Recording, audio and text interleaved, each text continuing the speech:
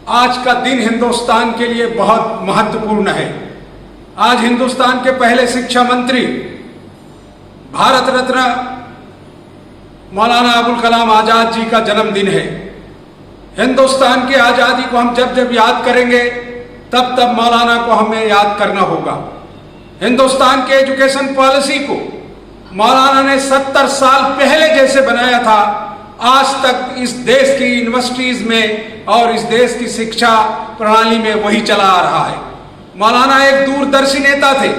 न सिर्फ मौलाना बल्कि एक अच्छे सहाफ़ी, एक अच्छे राइटर और एक अच्छे स्वतंत्रता सेनानी होने के साथ साथ भारत को एक ऐसी दिशा दिया जिसे इस देश के लोग कभी भूल नहीं सकते। दोस्तों, मौलाना आजाद हिंदुस्तान के अकेले लीडर थे जो मुल्क की आज़ादी के वक्त अंग्रेजों से ये कहते थे कि हमें अपने मुल्क की जो धरोहर है यानी हिंदू मुस्लिम दोस्ती जो है वो बरकरार रहनी चाहिए। उस हिंदू मुस्लिम दोस्ती को बरकरार रखने के लिए उन्होंने एक बार कहा था, अंग्रेजों ने उनसे कहा कि मौलाना आप मुल्क की इस आज़ादी से दस्तबरदार हो जाइए, हिंदू मुस्लिम से दस्तबरदार हो जाइए, मैं मुल्क आपका आज़ाद करके आपको दे दूंगा।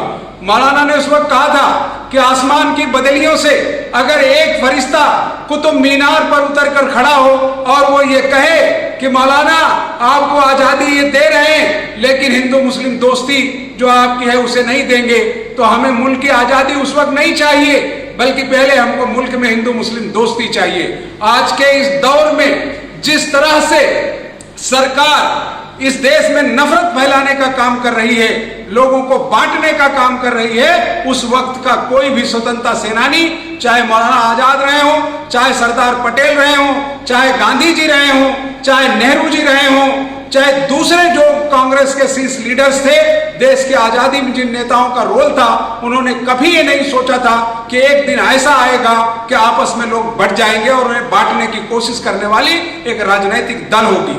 दोस्तों, आज का जन्मदिन हमारे लिए, कांग्रेस पार्टी के लिए नहीं बल्कि देश के लिए महत्वपूर्ण है कि आज शिक्षा दिवस भी है।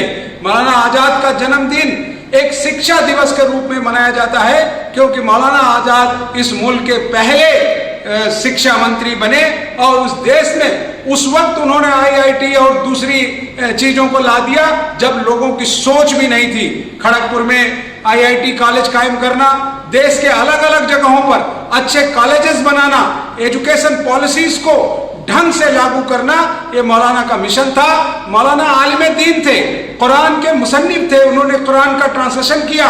उसके अलावा बहुत सारी किताबों को मौलाना ने लिखा और वो आज़ादी के रोल के दौरान जिन जिन चीज़ों को उन्होंने काम किया, आज उस पर चलने की जरूरत है। मैं सभी देशवासियों को, कांग्रेस जनों को, अपने साथियों को मौलाना आजाद के जन्मदिन की बहुत बहुत बधाई देता हूं और एक बार मौलाना को दिल से याद करता हूं और कोशिश करूंगा कि अपने राजनीतिक जीवन में मौलाना के पद चिन्हों पर चलने की। शुक्रिया। खुदा हाफिज। जय हिंद।